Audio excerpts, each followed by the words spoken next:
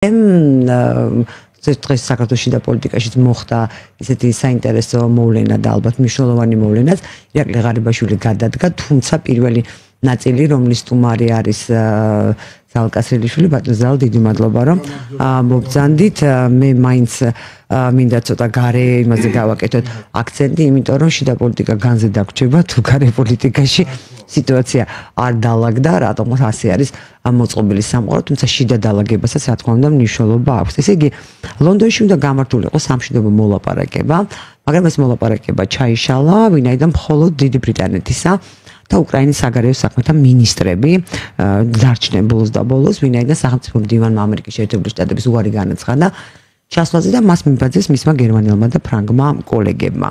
ამბობენ რომ ეს რუბიოს არ ჩასვლა დაკავშირებული იყო ზელენსკის უართან სამშვიდობო გეგმაზე, რომელიც წარმოადგენდა ამერიკის შეერთებულმა შტატებმა, ხოლო გეგმის ძირითადი ნაწილი არის შემდეგნაირი, რომ ეს დაუყოვნებლივ ზავი უნდა დამყარდეს, საერთოდ პირდაპირ მოლაპარაკება უკრაინასა და რუსეთს შორის, რომ ამერიკის შეერთებული შტატები დე იურე აღიარებს ყირიმს და დე ფაქტო აღიარებს იმ ტერიტორიებს, რომელიც უკავია რუსეთის სამხედრო მანქანას, სასარგებლო წიაღისეულს ერთად მოიპოვებენ და დაამუშავებენ უკრაინელები და ამერიკელები, ხოლო ზაპოროჟიეს ატომური ელექტროსადგური ეს მართვა გადადის ამერიკის შეერთებული შტატების ხელში. არაფერი არის ნათქვამი უკრაინის უსაფრთხოებაზე, დარჩენილი ნაწილის და რაღაც სხვა დეტალებზე. გასაგებია, რომ ზელენსკი ამ სამშვიდობო გეგმას ვერ დათანხმდება, თუ არ დათანხმდება, არ ვიცი, თუმცა მე არ ვიცი.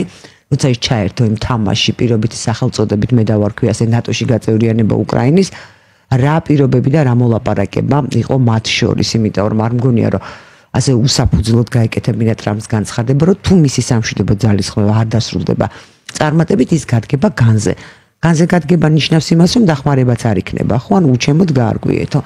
და რჩება ევროკავშირი, დიდი ბრიტანეთი, რუსეთი, უკრაინა ერთმანეთის პირისპირ. რა შანსები აქვს ევროკავშირს და დიდ ბრიტანეთს და უკრაინას, თქვათ რუსეთის წინააღმდეგ და რა ტიპის რაღაცა ალბათ არის ეჭვი, მე მიჩნდება ყოველ შემთხვევაში რაღაცა ტიპის მოლაპარაკება თუ შეთანხმება არის ამერიკელებსა და რუსებს შორის, რაც ჩვენ არ ვიცით. მადლობა მოწვევისთვის. გეთანხმებით ძალიან მნიშვნელოვანი მოვლენაა. მე ვერ ვიტყოდი რომ ჩაიშალა. არ შედგა მოლაპარაკება. ნუ არ შედგა ჩაშლა ფაქტობრივად. არ შედგა მოლაპარაკება, არა, გადაიდო პრაქტიკულად. მოლაპარაკება არ შედგა, აი მარტივი მიზეზის გამო, რომ არც უკრაინა თანახმა მაგ პირობებზე და რაღაც დოზით არც რუსეთი არ არის. ხო, რუსეთის რეაქცია სხვადასხვა მინდა და მაგთან რუსეთის რეაქცია ჩვენ არ ვიცით, შეთანხმებულია სამშვიდობო გეგმა, რუსეთი ჩუმად არის. უჩვეულოდ ჩუმად მისვლის. არა, ნუ უჩვეულოდ ჩუმად რა, მე მგონი ადმინისტრაციიდან გააკეთეს განცხადება, რომ ჩვენ ამ გეგმის შესახებ შეთანხმება არ გქონდა. დაუშვათ გქონდა. ეს თქვათ, ხო, ეს თქვეს მხოლოდ. დაუშვათ გქონდათ რაღაც, ახლა არსებითი მნიშვნელობა არ აქვს. ევროპელები არ დაუშვებენ მიტასებული ტერიტორიების იურიდიულ აღიარებას, ეს ერთი. მეორე, უკრაინას და რუსეთს ისე აქვთ ამ ომში შეტოპილი უკვე, იმდენი სისხლი დაიღვარა, რომ ძალიან გაუჭირდება ორივე მხარეს რაიმეს დათმობა. აქ ლაპარაკია ყირიმის და იურე აღიარებაზე. უკრაინა ამბობს ჩემია, რუსეთი ამბობს ჩემია, ამერიკა ამბობს, რომ უნდა ვაღიაროთ. ახლა მან მთავარი რაც დაუშვათ საერთაშორისო საზოგადოებისათვის არის ცნობილი და მისაღები. ბაიდენის მთავრობისთვისაც, სხვათა შორის ბაიდენს აქვს თავის დროზე ნათქვამი, რომ სევასტოპოლის პორტი არის შავი ზღვის აუზის კარები რუსეთისათვის და პოზიციებს არ დათმობს. ხა ჩვენ არა გვაქვს იმის სტატუსი, რომ ამ დიდი სახელმწიფოების, დიდი მოთამაშეების ლიდერებს რაიმე შევთავაზოთ, მაგრამ ჩვენი აზრით ეგ პრობლემაც მოგვარებადია. ვისარგებლებ შემთხვევით და ადრე ერთ-ერთ საერთაშორისო ფორუმზე დაფიქსირებული მაქვს ეს პოზიცია და კიდევ ვიტყვი, ყირიმი გაყონშუაზე ან სამხრეთი ნაწილი 1/3 ტერიტორიისა რუსეთს მისცენ, დანარჩენი დარჩეს უკრაინას ჩრდილოეთის მხარე, სადაც სიმფეროპოლია და სადაც რუსეთმა უკვე გზა მიიყვანა იქამდე და პრობლემა არ აქვს ხიდით. მაგრამ საქმე ამაში არ არის. საქმე იმაშია, რომ ამერიკის შეერთებულ შტატებს აქვს რესურსი უკან დაიხიოს, არა გვერდზე გადგეს და აღმოჩნდეს მეორე მსოფლიო ომის წინა პერიოდში, როდესაც ის 42 წლამდე ნეიტრალური ეჭირა, ასე ვთქვათ, და მერე საჭირო გახდა, ესე იგი საბჭოთა კავშირისათვის, უпростоრად ინგლისისათვის. ინგლისმა და ამერიკის შეერთებულმა შტატებმა ლოჯისტიკა აუწყეს სტალინს და საბჭოთა კავშირს და ესე იგი თუ ზუსტად არ მახსოვს თარიღი 41 წელს, როდესაც შტურმით უნდა აეღო მოსკოვი გერმანიას, ინგლისის ავიაციამ პოზიციები წინაღამეს დაუბომბა, ამას და გერმანელებს ამას დაემთხვა დიდი ყინვა. მოკლედ ჩვენ საბჭოთა კავშირის ისტორიაში რაც არ გვასწავლეს, იმას ვამბობდა, იგივე მანამდე ფინეთთან ომსაც არ გვასწავლეს. ეხლა ჩვენ მაგ პროცესამდე მივდივართ. რატომ გახდა გადასატანი ლონდონში ეს მოლაპარაკება? ან რატო დანიშნეს მანამდე არ იცოდნენ ზელენსკის? იმიტომ რომ 100 წლიანი ხელშეკრულება გააფორმა დიდმა ბრიტანეთმა უკრაინასთან და მე მგონი იმ წიაღისეულს ეხება, რომლის არა მარტო წიაღისეულს, 100 წლის მანძილზე დიდი ბრიტანეთი არის ვალდებული და პასუხისმგებელი დაიცვას და ანგარიში გაუწიოს და დაეხმაროს უკრაინას. ამ პროცესს შეუერთდა საფრანგეთი, ამ პროცესს შეუერთდა გერმანია. ეხლა რა რესურსი აქვს? ამერიკის შეერთებულმა შტატებმა ძალიან კარგად იცის, რომ გვერდზე არ დარჩება. გაიწევა გვერდზე, მაგრამ რაღაცა მომენტის შემდეგ აუცილებლად მას უნდა რომ ეხვეწნო, მას უნდა რომ ფასი დაადონ მის დახმარებას, მას უნდა რომ აი ამ თავისი პოზიციით, რომელიც აწია უმაღლეს ნიშნულამდე, სოფლიოს ყველა ქვეყანა აიძულოს სავაჭრო ბალანსი დაარეგულიროს. ეგრეა. საბაჟო გადასახადების სხვა კი არაფერი, უბრალოდ ახლა ლამაზე თქვია. თავისუფალი ეკონომიკა და ასე შემდეგ. და დათანხმდა, ხო, 46 ქვეყანა დათანხმდა მე ამ ამბავს, მე რამდენადაც ვიცი, ახლა სულ მართლები რო იყვნენ ამ 46 ქვეყანაში, არ დათანხმდებოდნენ, მაგრამ როგორ ჩანს მათაც იციან, რომ რაღაცას მარტო სათავისოდ აკეთებენ. ბოდიში ამ გამოთქვისთვის მიკარავენ, ხო, ახლა პოლიტიკას და ბიზნესიც მიკარვა, ორი სულელია, ერთი ესე იგი იგებს, მეორე აგებს, ხო და ეს კაცი ბიზნესმენია და ბიზნესის დონეზე დააყენა სამწუხაროდ აეხლა პლანეტის და კაცობრიობის განვითარების ისტორიაში უმნიშვნელოვანესი მომენტია და ეხლა არ უნდა იყოს ბიზნესმენი ხელისუფლებაში. ესეთი სავაჭრო გარიგებები არ უნდა იდებოდეს აი გლობალური მაკარის ქარვასლას დაემსგავს. მაგრამ რომ დავუშვიდეთ ჩვენ ყველანი და დავამშვიდოთ ტელემაყურებელიც და ჩვენი რადიო მსმენელიც, მინდა გითხრათ, რომ ესე დიდი ბრიტანეთის მეფემსთან არის მიწვეული ტრამპი. და ტრამპი დათანხმდა, რა თქმა უნდა, და ჩავა იქ და იმედი გვაქვს, რომ იქ ყველაფერს დაელაპარაკებია. ანუ ეს შეიძლება გავიგოთ, რომ სტარმერი თავის ტოლად და სწორად არ მიირჩია და მაინდა-მაინც უნდოდა რომ ტახტის მემკვიდრეს შეხვედრა. რა თქმა უნდა, იმიტომ რომ სტარტის მემკვიდრებაც არ მიიჩნია ტოლად და სწორად არავინ ტრამპის გარდა, ხო? ხო, ეხლა თუ ვინმე იმას ფიქრობს, რომ ამერიკის შეერთებული შტატები ლონდონის გარეშე, კანადაც ბრიტანეთის არის, გარეშე რაიმე სერიოზულ გადაწყვეტილებებს მიიღებს, ძალიან შემცდარა. სარკოზი, ანუ საფრანგეთმა აიღო პასუხისმგებლობა თავის დავზე ბირთვული კოლგის. მე აქვს ამისი თავი. როგორ არ აქვს? ჩვენ არ ვიცით, მაგრამ არა, როგორ რაღაცა დოკუმენტალურად გეტყვით. პირველი ადგილზე ბირთვული იარაღის პოტენციალით არის ამერიკის შეერთებული შტატები. მეორე ადგილზეა საფრანგეთი, მესამეზე რუსეთი, მეოთხეზე ჩინეთი და დიდი ბრიტანეთი რომელ ადგილზე არავინ არ იცის, იმიტომ რომ 90 წლის მაგრამ ეს ხო ფინალია. აი როცა ვლაპარაკობთ, აი რეალურად რომ მივიდგეთ სამსაკეთს, აი ბირთვული ქოლგა გადააფაროს. ის თუ ესვრის, მე და ეს ესვრის, ის ესვრის და დამთავრდება. აქამდე ხო არ მივა საქმე. არა, მანდამდე მივდივართ ახლა ზუსტად მაგის თქმა გვინდოდა რომ მეორე მსოფლიო ომის შემდეგ პირველად მიეცა გერმანიას და იაპონიას სამხედრო სამრეწველო ინდუსტრიის განვითარების საშუალება. პირველად. ჩვენ როგორც ვიცით 30%-ით უკვე განვითარებულია სამხედრო სამრეწველო ინდუსტრია. წლის ბოლომდე კიდე 30-ით განვითარდება, ეგ შენი 60%. ეხლა ყველაფერი აქვთ, კონდათ ბაზა, უბრალოდ სერიულ წარმოებაში აქვთ რაღაცები, ჩასაშვები. მოკლედ, ამერიკის შეერთებული შტატებისთვის არანაირ პრობლემას არ წარმოადგენს ეს ჩაშლები და გადავადებები.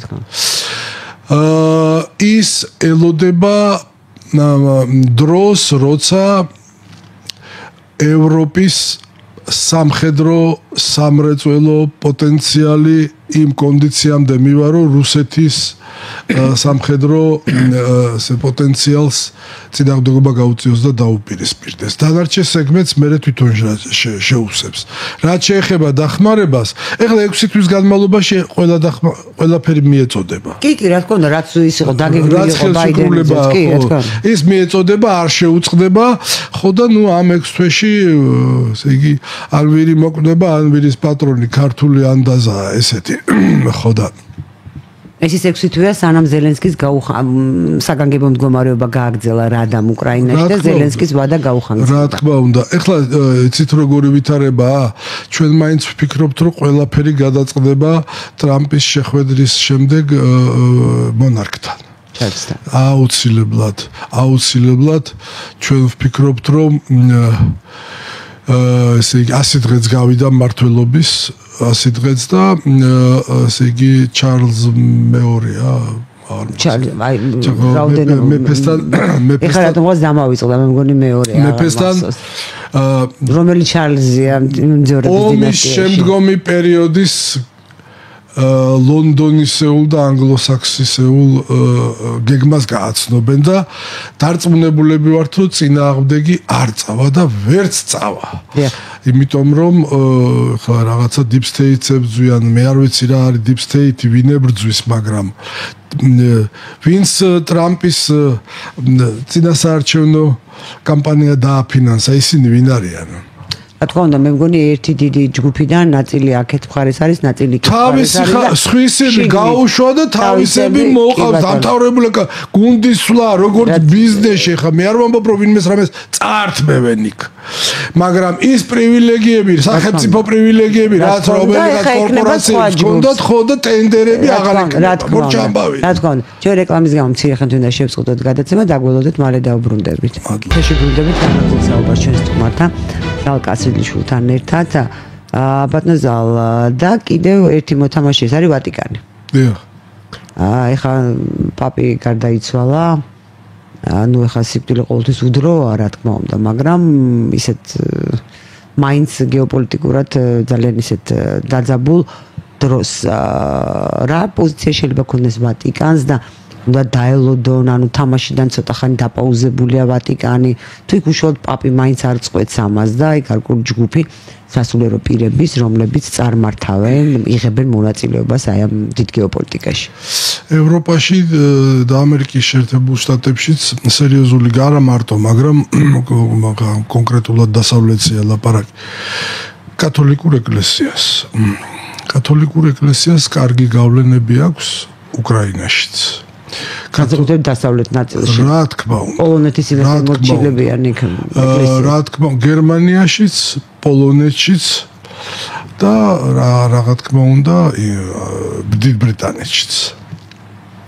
ეხლა ჩვენი აზრით, ჩვენ არ ვამბობთ, რომ ეს მართლები ვართ. ჩვენ ჯელობთ უბრალოდ. ხო, ჩვენი აზრით რომის პაპი გახდება ადამიანი, რომელიც რომის ვატიკანის პოლიტიკას წარმართავს ისე, როგორც წარიმართებოდა ვატიკანის პოლიტიკა საბჭოთა კავშირის დაშლის წინ პოლონეთის ცნობილი ამბების პერიოდში, როდესაც საბჭოთა კავშირის ჯარის შესვლას აპირებდა და იქ თავდაცვის მინისტრმა აიღო თავზე პოზიცია. მოკლედ, როცა სოცბანაკიდან პირველი გავიდა პოლონეთი, ასე ვთქვათ, ფაქტიურად. ეს დამოკიდებულება იქნება, რა თქმა უნდა, იქნება მშვიდობის მომხრე, რა თქმა უნდა, მაგრამ არანაირად არ იქნება ის რუსეთის ხარეს. არანაირად არ იქნება და საერთოდ არ ვიცი ხა საქართველოში მცხოვრებ რუსეთუმებს უნდაც მინდა უთხრა და კრემლის მესვეურებსაც და იმის აგენტებსაც საქართველოში 2-3 წელი ძალიან მძიმე პერიოდი აქვს რუსეთს. ძალიან მძიმე 2025-26-27 წლები იქნება გადამწყვეტი მისი სახელმწიფოებრიობებისათვის. ჩვენ ისიც გაგვიკვირდა საერთოდ ახლა არ ვიცია აგენტურას ველაპარაკები თუ პირდაპირ კრემლის მესვეურებს საბჭოთა კავშირი ავღანეთში რო შეიჭრა და მე იქიდან რო უკან გამოვიდა ამის მერე რომ რუსეთი ესეც საბედისწერო შეცდომას დაუშვებდა და ესეც საბედისწერო ხაფანგში გაებმებოდა ნამდვილად არ გვეგონა. ამიტომ ახლა იცით როგორი ამბავია არ იქნება არავისთვის ეს 2-3 წელი იული პერიოდი. არავისთვის არ იქნება ნამდვილად, ხა თუ ვინმეს გონია რომ განზე გადგება და გადარჩება, აქ აღარ იქნება მსხვილი მოთამაშე. იქნება 3-4 მსხვილი მოთამაშე, მაგრამ ნამსხვრევები ყველას მოხდება. ცუდი გაგებით ომის ნამსხვრევებს არ გულისხმობ რა, ხა. ევროპელები არ დათმობენ ევრაზიულ კორიდორს. გამორიცხული ამბავია. და თუ ვინმე იტყვის რომ არ აი რას გულისხმობთ ევრაზიულ დერეფანში? საქართველოს და სომხეთს გულისხმობ პირდაპირ. და რატო უნდა დათმო? არ დათმობენ, მეც გეტყვით თუ ჩვენ აი არ დათმობენ რას ნიშნავს? და ვინ არ აძლევს საშუალებას რომ ისარგებლონ ამ შუადერეფნით? ჯერ პირველ რიგში ეს ომი არ აძლევს საშუალებას, მეორე არ აძლევს რუსეთი და რუსეთის აგენტურა საქართველოში ის ინფორმაციები რაც მათ აქვს. ხომ მუშაობს ეს დერეფანი ახლა? აი მილსადენები ხომ კი, მე ვლაპარაკობ რო გავა, მე ვლაპარაკობ რომ თვითბრუნის მინიმუმი 10 ჯერ გაზრდაზე. მინიმუმ. ხო, ახლა აი გასაწყვეტია პოტენციალი აქვს თუ არა აი ამ იმას თურქეთთან აქვს კიდევ გასარკვევი ურთიერთობა აუცილებლად ეს პარალელურად მიდის ეს გაჩერებული არ არის ეს პროცესი მიდის.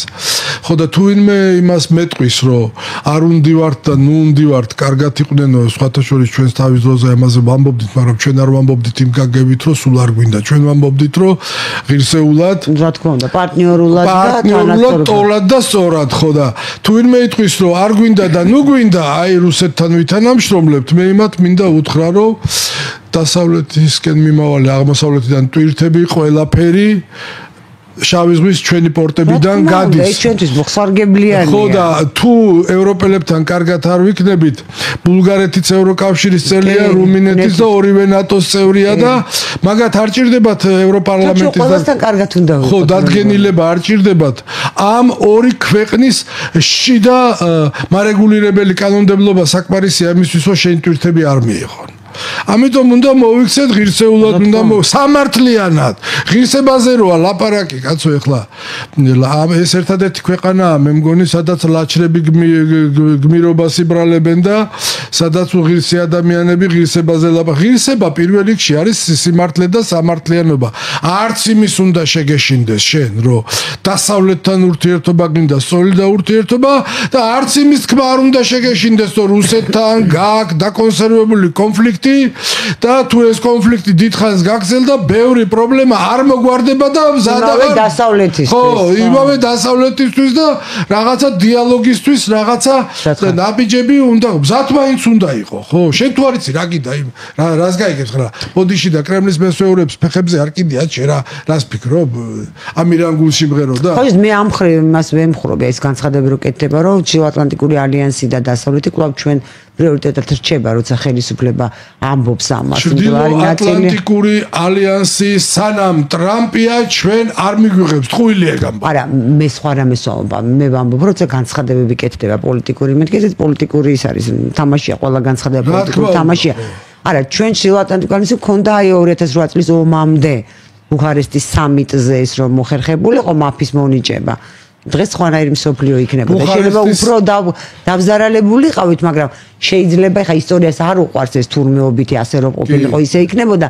მაგრამ ეს სიტუაცია შეცვლიდა და 2008 წლის ბუქარესტის სამიტის და უკვე 2008 წლის რუსეთის საქართველოს ომის შემდეგ, ჩემთვის უკვე ნაშკარა გახდა, რომ ნატოში ჩვენ ამ მოცემულობით არავინ მიგვიღებდა. უკრაინასთანაც იგივე სიტუაცია, კი ბატონო. მაგ კონდიციამდე მივლენ ახლა უკვე მისულები არიან, იმიტომ რომ ერთ-ერთი სამშვიდობო გეგმაში მე გამომრჩა ნატოზე უარის თქმა უკრაინის. ნატოზე უარის თქმა ჩანაცვლდება ევროკავშირით. ხო, ახლა ეგ აუცილებლად უნდა აღნიშნოთ რა. ევროკავშირში არასდროს არ ყოფილა სამხედრო კომისრის პოსტი. ეს არის ევროკავშირის თავდაცვის მინისტრი. პრაქტიკულად. ესე იგი, ევროკავშირი ყალიბდება სრულ ფასოვან ესე იგი სამხედრო პოლიტიკურ ადმინისტრაციულ ცენტრად. ეკონომიკა ჰქონდათ, უსაფრთხოების სისტემა ჰქონდათ, ფინანსები ჰქონდათ, არ ჰქონდათ მარტო სამხედრო სამრეწველო ინდუსტრია და ჯარი კი ყავდა სულ ყველას თავის დაცვის მე ვლაპარაკობ სამხედრო სამრეწველო ინდუსტრიაზე, თვითმფრინავების გამოშვებაზე, დრონების გამოშვებაზე, ბალისტიკური რაკეტების გამოშვებაზე, ქობინები და ეს ჰქონდათ, მაგრამ არ ჰქონდათ სერიული წარმხაზები არ ჰქონდათ. დადგეს მუშაობს ეს ყველაფერი, როგორც უკრაინაში ისე მის ფარგლებს გარეთ უკრაინა 30-დან 50%-მდე ამუნიციის და აი ესეთი მსუბუქი შეიარაღების ესე იგი შესაძლებლობებს თავისი თქმა ქარხანები არა აქვს უკრაინაში, სხვაგან აქვს, როგორც დავუშვათ იაპონიის თავდაცვის სამინისტრომ ევროპაში დიდ ქვეყანაში ააშენა ქარხნები და არა იაპონიის ტერიტორიაზე. ასე რომ სწორია, მე რაღაცის შემთხვევაში იბომბება ქარხნები. რა თქმა უნდა. და ჯობია სხვის ტერიტორიაზე დაიბომბოს. ხო, ახლა კიდევ ვიმეორებ. მეორე მსოფლიო ომის შემდეგ გერმანიას და იაპონიას პირველად მიეცა აი ამ შეჭრის შემდეგ უკრაინაში რუსეთის შეჭრის შემდეგ გერმანიას და საფრანგეთს. არა, იაპონიას და გერმანიას მეორე მსოფლიო ომში აკრძალული. სხვანაირად, კი ბატონო, კი ბატონო. ხო და ახლა ამას ანგარიში არ გაუწიო, ეს არ დაინახო და ისი ლაპარაკო, რომ ისი რა რუსეთი გადაულის ევროპას, გადმოულის ჩინეთს, ესე მარტივად არ არის. გადამვლელი რო ყოფილიყო, აქამდე გადაული და რამეს ერთადერთი შეუძლია რომ შეიძლება ერთი გადამვლელი იყოს სოფლიოში. ერთადერთი რაც შეუძლია და რასაც აკეთებს, შორიდან არტყავს, ანგრევს, ამწარებს, გასაგებია, მაგრამ სანამ დაპყრობილ ტერიტორიაზე ხალხი არ იცხოვრებს და შენ ადმინისტრაციას არ დასვავ და შენ დროშას არ ააფრიალებ, არ ითვლება ეგ იმათ რა ქვია, წარმატებად არ გგონია, ჩვენ არ გგონია, რომ ყირიმი დათმოს უკრაინამ და კიდევ იქ ვართ, ერთადერთი სწორი გამოსავალი იქნება სამხრეთ ნაწილი ნოვოროსიისკის ბაზის ბოდიში სევასტოპოლის ბაზის ჩათვლით.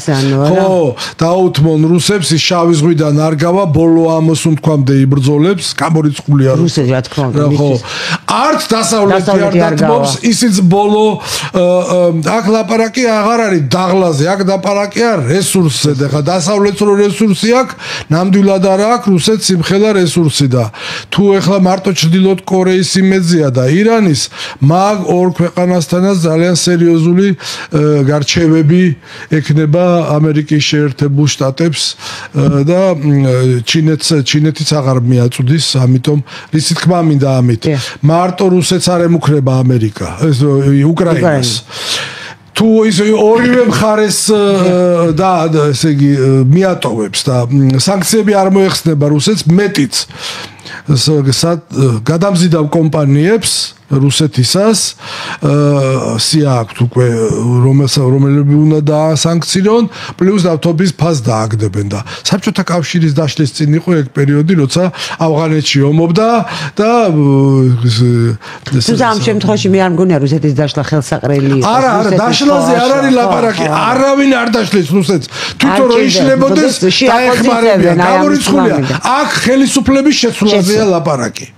ხო და ცოტა ამ მიმართულებით იაზროვნეთ რა რუსეთის მოციქულებო და აგენტებო საქართველოში საქართველო უპირველეს ყოვლისა არც ამერიკა და არც რუსეთი არ არსებობდა ვიყავით ვართ და ვიქნებით და ცოტა ჭკუით ვიყოთ რა ცოტა ჭკუით ძალიან ცოტა დარჩა სოფლიო ისტორიისთვის აი ამ დონის გადანაწილებაზე 2-3 წელი არაფერი არ არის ეს 2-3 წელი რამენაირად უნდა შვიდობიანად გავიაროთ მე არ ვამბობ რომ კუდი ვაქიცინოთ და ვიხოხოთ ღირსეულად უნდა გავიაროთ კიდევ ვიმეორებ ღირსება პირველ რიგში არის სიმართლე პირში უნდა უთხრათ სათქმელი რუსსაც ევროპელსაც ამერიკელსაც ჩინელსაც თურქსაც და საერთოდ დროა უკვე სამეზობლო პოლიტიკა გქონდეს დიახ ძალიან დიდი მადლობა სამწუხაროდ ჩვენი გაცემთ პირველი ნაწილის დრო ამოიწურა მე თქვენ დაგემშვიდობებით და ჩვენ განვაგრძობთ გადაცემას მალე შემოგვეთდება მეორე სტუმარი